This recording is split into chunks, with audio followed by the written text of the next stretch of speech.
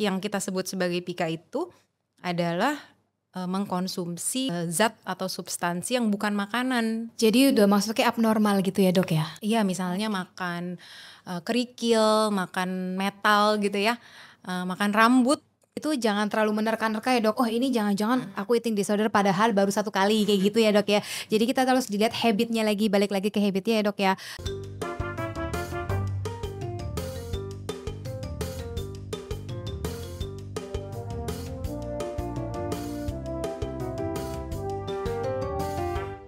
Halo sahabat RSUI, kembali lagi bersama RSUI Top Podcast bersama saya Cica yang akan menemani podcast hari ini yang bertemakan tentang eating disorder yang biasa kita sebut gangguan makan. Tentunya hari ini saya tidak sendirian, saya ditemani oleh dokter cantik, dokter Danti, dokter spesialis kejiwaan di RSUI. Tanpa menunggu lama lagi, kita langsung menyapa dokter Danti. Halo dok. Hai Mbak Cica. Apa kabar hari ini dok? Alhamdulillah baik. Alhamdulillah, Mbak baik, Cica dok. gimana kabarnya? Alhamdulillah kita sama-sama baik dan selalu semangat. Iya. Wah senang banget ya dok ya. Terima kasih sebelumnya telah menyempatkan di sela-sela kesibukannya podcast bersama kami. Dok kayaknya kita langsung ke poin ya dok ya. Dok, terkadang remaja itu berpikir, aduh badan aku kayaknya terlalu kurus atau bahkan terlalu kegemukan. Nah, tekanan sosial dan standar kecantikan itu sendiri kadang gak realistis dan terjadi. Dan ternyata bisa bikin banyak orang, terutama remaja, terlalu banyak pikiran dan bisa menyebabkan eating disorder itu sendiri. Jadi hari ini kayaknya kita mau kumpas tuntas bersama Dokter Danti. Apa sih sebenarnya eating disorder dan bagaimana penanganannya? Dok, sebenarnya apa sih yang dimaksud tentang eating disorder? Iya ya Mbak Cica ya, jadi eating disorder atau yang kita sebut sebagai gangguan makan itu adalah gangguan persisten dari perilaku makan atau eating behavior gitu ya, yang menyebabkan adanya perubahan dari konsumsi makanan itu sendiri hingga mengakibatkan gangguan kesehatan pada fisik kita dan atau juga ada gangguan pada fungsi psikososial yang secara bermakna mempengaruhi keseharian kita. Nah, eating disorder ini jenisnya sebetulnya ada banyak.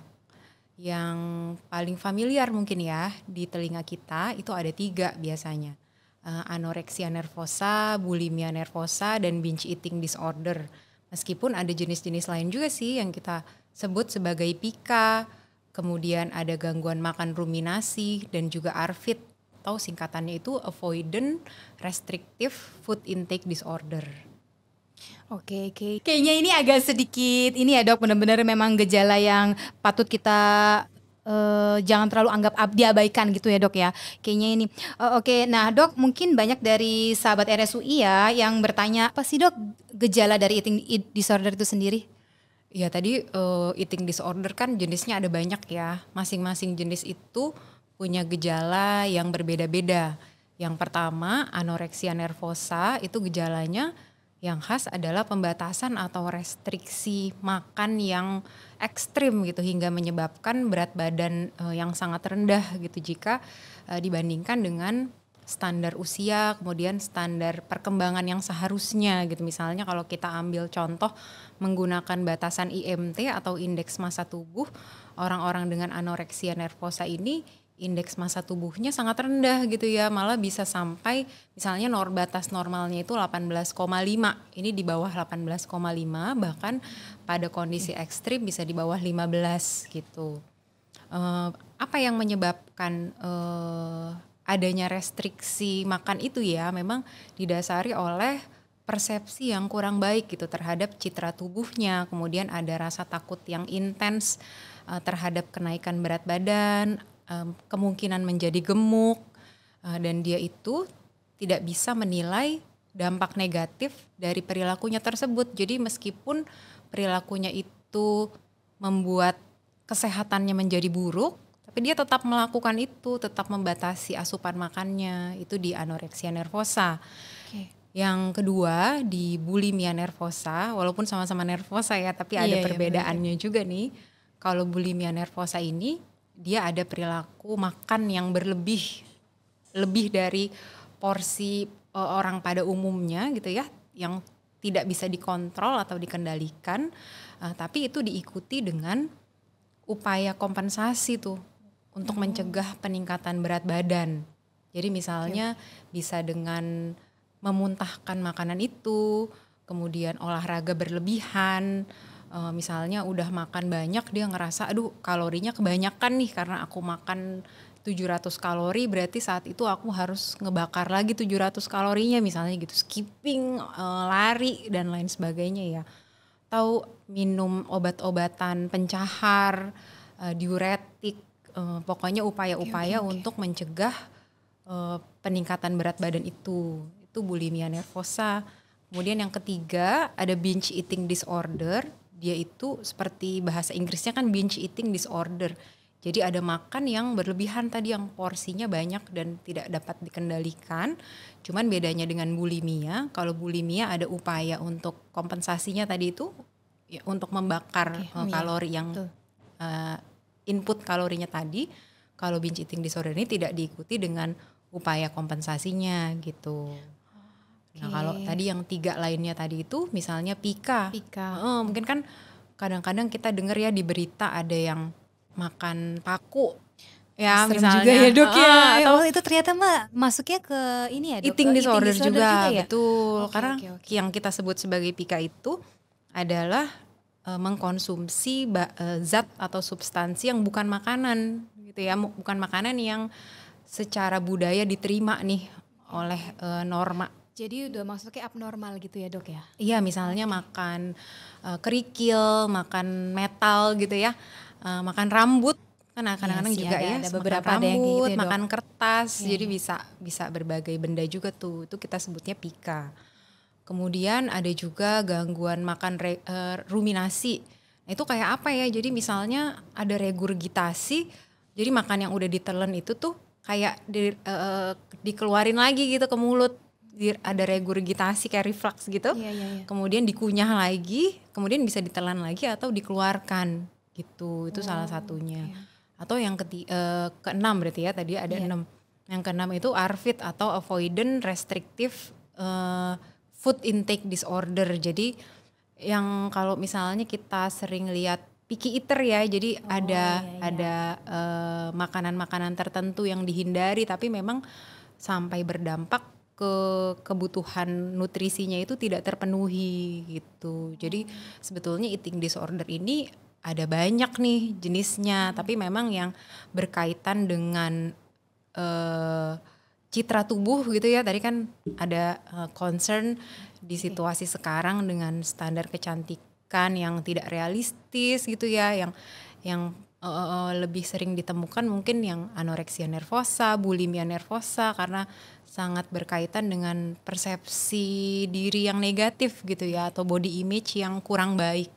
Iya sih dok, itu kayaknya aku sering banget nemuin hal-hal di lingkungan sekitar aku juga ya dok, kayak yang abis makan tiba-tiba langsung kayak yang dipaksa buat keluar lagi, jadi itu berarti masuknya eating disorder juga ya dok? Iya, itu berarti masuk eating disorder juga, cuman tetap balik lagi yang kita sebut sebagai disorder itu bukan artinya sekali muntahin terus kita bilang itu disorder ya, tapi tentu udah perlu ada persistennya. Tadi itu kan eating disorder adalah gangguan persisten, jadi dalam jangka waktu tertentu ada pola berulang seperti itu dan udah mengganggu juga. Tadi kan kuncinya adalah mengganggu kesehatan fisik dan juga psikososialnya tuh. Nah tadi gejalanya juga mungkin yang perlu kita perhatikan, komplikasi medisnya ya. Jadi terhadap kesehatan fisik kita itu juga banyak dampaknya gitu.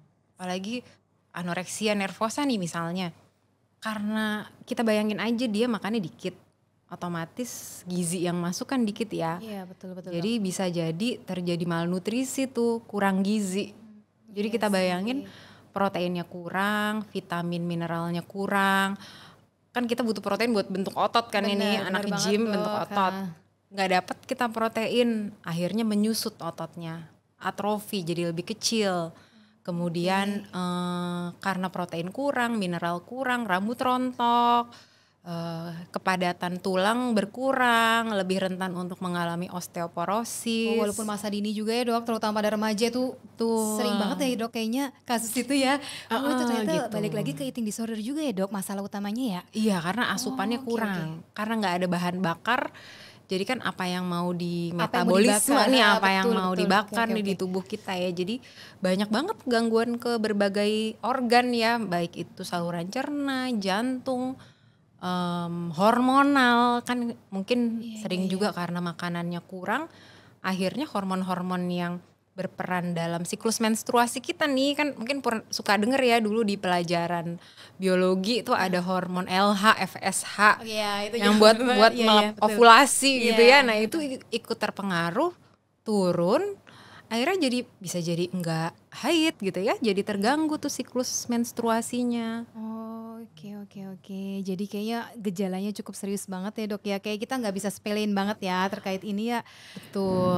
Oke dok, jadi makin penasaran banget nih aku nih. Sebenarnya siapa sih yang lebih berfaktor mengalami eating disorder itu sendiri? Kan tadi kita balik lagi ke remaja ya. Apakah bisa anak-anak? Tadi kan sempat menyebutkan picky eater ya dok. Yang kita tahu kan picky eater kan pasti ke anak-anak ya yang, aduh aku nggak mau makan sayur, nggak mau ini kan kebanyakan kayak gitu. Jadi sebenarnya itu kenanya ke siapa sih dok untuk eating disorder ini sendiri? Iya, iya Mbak Cica ya karena eating disorder ini bisa dialami oleh berbagai usia. Sebetulnya kita nggak bisa pilih-pilih. Oh mau khusus di anak dan remaja aja nih gitu ya. Pada orang dewasa pun atau misalnya wanita yang menuju menopause pun juga bisa mengalami eating disorder bisa gitu juga ya, Dok, misalnya ya? ya. Karena ada perubahan-perubahan hormonal, bentuk tubuh dan lain sebagainya gitu kan.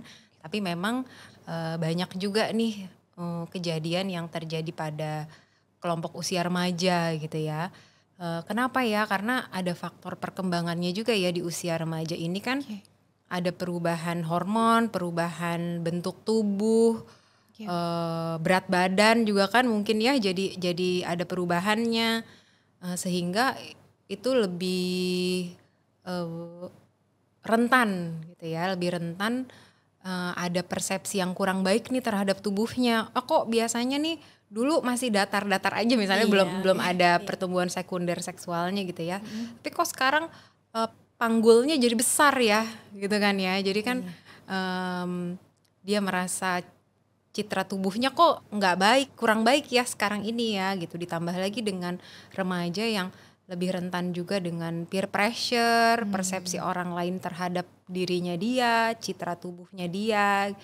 Nah itu juga menjadi salah satu faktor. Apalagi di remaja ini kan dia strategi copingnya dalam menghadapi stres itu juga belum matur. Sehingga bisa jadi dia mencari cara yang instan nih untuk menyelesaikan masalah. Dan bisa jadi lebih impulsif juga. Yang paling gampang biar kurus apa ya? Ya nggak makan ya, gitu kan? Atau misalnya udah nggak makan aja lah kita ya. Atau gitu. misalnya tadi ada upaya kompensasi, misalnya dimuntahkan atau olahraga. Sedangkan kalau untuk diet kan mungkin itu perjalanan yang cukup panjang juga ya. Karena kan nggak instan ya dok. Kalau diet ya Betul, pasti ada betul. olahraganya. Kalau ini kan kayak yang benar-benar emang disorder banget, harus memuntahkan makanan yang sudah dimakan, yang tadinya nutrisinya buat tubuh mereka, kayak gitu ya dok ya. Betul itu ya, itu satu faktornya.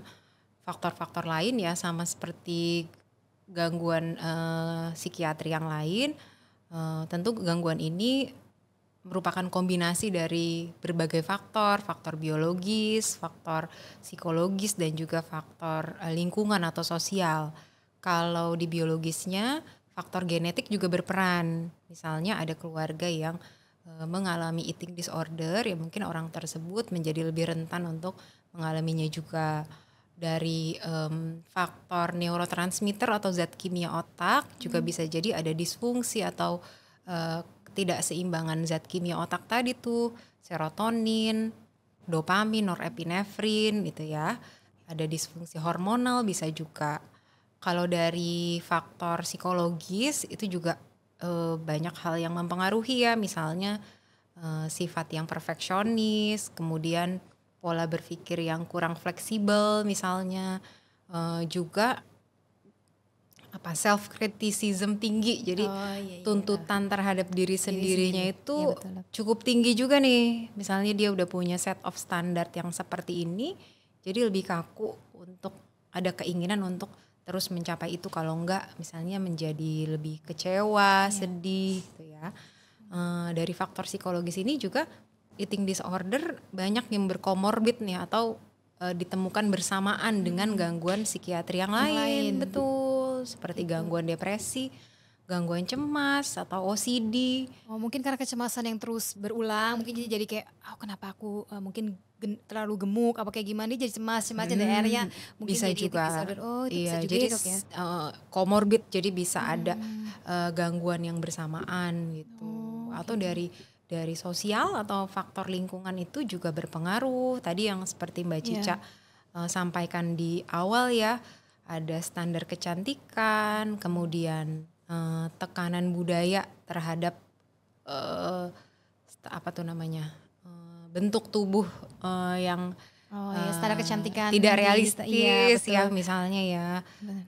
Dan kadang-kadang mungkin standar kecantikan itu atau tekanan itu selain dari, kan paling sering misalnya sosial media ya, tapi jangan-jangan selain sosial media itu bisa berasal dari orang Oh, sekitarnya karena bisa juga jadi mereka ya terus, misalnya. terlalu gimana gitu, Ya kata-katanya kan kayak atau terlalu bullying gitu kan, atau jadinya dia terlalu cemas dan jadi ya atau oh, misalnya bisa juga ya, Dok. dari keluarga, Mhm. dari lingkungan pertemanan atau banyak lingkungan lainnya ya. Oke, menarik banget ya, Dok, ya penjelasannya terkait, eating disorder ini sendiri. Nah, kalau misalkan mungkin saya sendiri ataupun sahabat RSUI penasaran, apa sih sebenarnya pencegahan dari eating disorder itu sendiri, Dok? Iya Mbak Cica. Jadi ada beberapa hal mungkin yang bisa kita lakukan ya. Yang Betul, Dok. pertama kita perlu untuk membangun citra diri atau citra tubuh yang baik nih. Yang tidak hanya mengutamakan penampilan fisik aja, tapi kita juga perlu mengembangkan aspek-aspek diri kita yang lain. Sehingga nanti kita tidak hanya berfokus pada penampilan luar gitu ya. Yang kedua, kita juga bisa membentuk pola makan yang sehat dan seimbang gitu ya. Dan Oke. memang baiknya kita nggak membeda-bedakan mana nih makanan yang baik, mana makanan yang buruk. Tentu misalnya makanan baik pun bisa jadi kurang baik kalau misalnya dimakan berlebihan. Jadi Betul kan betul, semua itu Dok. relatif ya. Iya iya, betul, Dok. Yang utama adalah makanan gizi seimbang yang memang mencukupi kebutuhan harian kita gitu ya. Kemudian yang ketiga kita juga perlu untuk mengembangkan strategi coping nih untuk mengatasi stres gitu kan, karena banyak juga pada beberapa kasus eating disorder ini didasari oleh penyelesaian stres yang Iya, misalnya betul. kurang adaptif gitu kan, sehingga misalnya jadi binge eating, Iya. tapi ada ketakutan untuk eh, kenaikan berat badan, akhirnya jadi ada perilaku kompensasinya gitu ya. Jadi mendingan kita dari hulunya aja nih, jangan nunggu sampai hilir, tapi kalau gitu dari awal kita udah mengembangkan strategi coping yang baik aja dulu gitu ya. Iya iya. Kemudian yang keempat, kita juga perlu membentuk hubungan yang baik nih ya, komunikasi yang baik dengan keluarga, teman-teman atau lingkungan sosial sekitar, sehingga kita juga bisa mungkin berdiskusi, sharing ketika ada perasaan yang kurang nyaman atau permasalahan yang sulit untuk diselesaikan, sehingga mungkin tidak perlu ke coping makan yang kurang baik gitu. Oke, Dan yang jadi terakhir mungkin kita juga bisa ingat jangan lupa deteksi dini gitu ya, apabila oh, itu ada penting banget ya, Dok, ya. betul, apabila Pasti. udah ada tanda-tanda ke arah eating disorder ya mungkin udah saatnya untuk berkonsultasi pada tenaga medis profesional ya, bisa mungkin ke dokter umum dulu ya, mungkin di puskesmas Betul kan betul. di Vaskes tingkat 1 juga bisa ya Iya, berkonsultasi bisa, ke dokter umum, kemudian ada psikolog, ada psikiater. gitu. Jadi itu jangan terlalu menerka-nerka ya, Dok. Oh, ini jangan-jangan aku eating disorder padahal baru 1 kali kayak gitu ya, Dok, ya. Jadi kita harus dilihat habitnya lagi, balik lagi ke habitnya ya, Dok, ya. Terus balik lagi untuk lingkungan remaja terutama itu kayaknya kita tuh harus saling support ya, Dok, ya. Kalau misalkan harus perlu curhat, kita curhat aja ya, Dok, ya. Daripada kita pendem sendiri jadinya cemas, terus jadinya kayak yang ketakutan sendiri, jadinya kan nanti mengakibatkan eating disorder yang mungkin orang masih awam, tapi ini sebenarnya penting banget buat kita ngejaga kesehatan. Kalau bukan dari kita sendiri yang menjaga kesehatan, siapa lagi ya, sahabat RSUI ya. Jadi untuk sahabat RSUI dimanapun kalian berada, terkait eating disorder ini benar-benar masalah serius ya, terutama tidak hanya remaja, bisa saja terjadi pada lansia seperti yang tadi Dokter Tanti jelaskan. Baik, Dok, tadi kita sudah bahas terkait langkah-langkah pencegahan yang bisa dilakukan supaya terhindar dari eating disorder itu sendiri. Nah, Dok, Bisa nggak dibantu dijelaskan secara detail apa saja sih pilihan pengobatan dan manajemen yang biasa dilakukan pada pasien yang sudah mengalami eating disorder itu sendiri, Dok? Gimana? Iya betul ya Mbak Cica ya, kalau misalnya orang sudah, didiagnosis mengalami eating disorder, tentu membutuhkan penanganan multidisiplin yang menyeluruh ya, tidak hanya oleh psikiater nih ya, tapi, kerjasama antara psikiater, psikolog, dokter penyakit dalam gitu kan, atau misalnya dokter anak apabila usianya masih anak dan remaja, juga dokter gizi klinis atau ahli gizi itu juga sangat diperlukan karena eating disorder ini tadi kaitannya sangat erat ya dengan kesehatan fisik kita atau kondisi medis umum kita nih. Nah, yang dapat dilakukan nomor satunya tentu ditangani dulu nih jika ada masalah medisnya.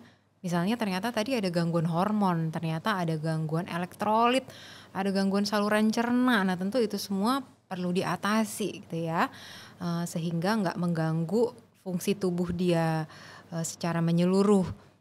Kemudian gizinya juga perlu diperbaiki. Apabila pola makannya sebelumnya kurang baik, artinya dibuatkan misalnya program pola makan yang disesuaikan dengan kondisinya saat itu, yaitu untuk penanganan medisnya tuh ya. Untuk penanganan psikologisnya ya itu bisa dilakukan terapi individu ataupun terapi keluarga atau family based therapy, apalagi banyak juga dialami oleh remaja sehingga peran orang tua dan keluarga itu menjadi sangat penting gitu ya. Untuk terapi individunya bisa kita lakukan misalnya CBT atau cognitive behavioral therapy untuk mengenali kemudian mengubah pola pikir yang maladaptif atau masih kurang tepat terkait citra diri dan self esteem misalnya yang dimiliki oleh orang tersebut. Atau misalnya jika eating disordernya terjadi bersamaan dengan gangguan psikiatri yang lain seperti gangguan depresi misalnya, gangguan cemas, itu juga bisa dibantu dengan obat-obatan antidepresan sehingga bisa teratasi, tertangani itu ya, baik si eating disordernya maupun gejala gangguan psikiatri yang lainnya itu. Oke Dok, yang tadi dokter udah jelaskan itu kan support dari eksternal ya, dari dokter spesialis. Terus ada nggak sih Dok peran penting dari support internal, terutama dari orang tua? Yang kita tahu kan remaja kan masih dalam naungan orang tua kayak gitu tuh Dok, ada nggak ya? Iya Mbak Cica, setuju banget ya, apalagi kan remaja ini tadi seperti yang Mbak Cica bilang masih di bawah pengawasan naungan dari orang tua dan keluarga. Jadi memang dukungan orang tua dan keluarga itu menjadi sangat penting, dan tentu dukungannya sifatnya jangka panjang ya, karena ini problemnya juga bukan sesuatu yang sederhana dan mungkin tidak bisa diatasi secara instan. Jadi perlu dukungan yang berkelanjutan juga nih dalam jangka panjangnya. Dari keluarga, tentu orang tua bisa berupaya untuk membentuk lingkungan yang positif, lingkungan yang suportif. Misalnya tadi guna membangun citra diri yang lebih baik misalnya, ya tadi misalnya bantu remaja itu untuk mengembangkan berbagai aspek dirinya yang lain nih, yang tidak hanya berfokus pada penampilan luar saja. Kemudian misalnya memberikan validasi ketika diperlukan gitu ya, atau misalnya ikut membimbing remaja tersebut dalam mengatasi problemnya, membentuk mekanisme coping yang lebih adaptif tadi. Mungkin kira-kira seperti itu. Oke, jadi untuk para remaja kalau misalkan memang ada sesuatu yang kurang, misalkan ada sesuatu yang kayaknya ini tuh mulai eating disorder karena kita setiap makan dikeluarin, itu bisa langsung cerita ke orang tua, karena peran orang tua itu bisa bisa saling membantu gitu ya Dok ya, bisa membantu. Jadi tidak hanya pihak eksternal aja, pihak internal itu sendiri juga bisa support untuk kesehatan para remaja, terutama untuk para pasien eating disorder ini sendiri ya Dok ya. Jadi intinya Dok, treatment eating disorder itu sendiri bukan cuma soal makan ya Dok ya, tapi juga soal kesehatan mental, dukungan sosial, terus perbaikan kualitas hidup pasien secara keseluruhan gitu ya Dok ya. Betul sekali Mbak Cica. Oke, wah sangat menarik sekali ya pembahasan kita kali ini terkait eating disorder. Kalau kamu atau orang terdekat sahabat RSUI mengalami tanda-tanda gangguan makan seperti yang tadi dokter Danti jelaskan, jangan ragu untuk konsultasi ke dokter dan psikologi. Kalau sahabat RSUI atau orang terdekatmu mengalami tanda-tanda seperti yang tadi dokter Danti sudah jelaskan, jangan ragu untuk konsultasi ke dokter atau psikologi di Rumah Sakit Universitas Indonesia. Ingat, ini bukan sekedar soal makan, tapi soal kesehatan mental dan fisik. Oke, terima kasih sebelumnya Dokter Danti untuk sharing-sharingnya hari ini. Kayaknya sangat berkesan dan ini penting banget untuk kesehatan mental para remaja. Dan untuk sahabat RSUI, jangan lupa subscribe, like, comment, and share podcast ini. Sampai jumpa di RSUI Talk Podcast lainnya. Bye-bye. Terima kasih.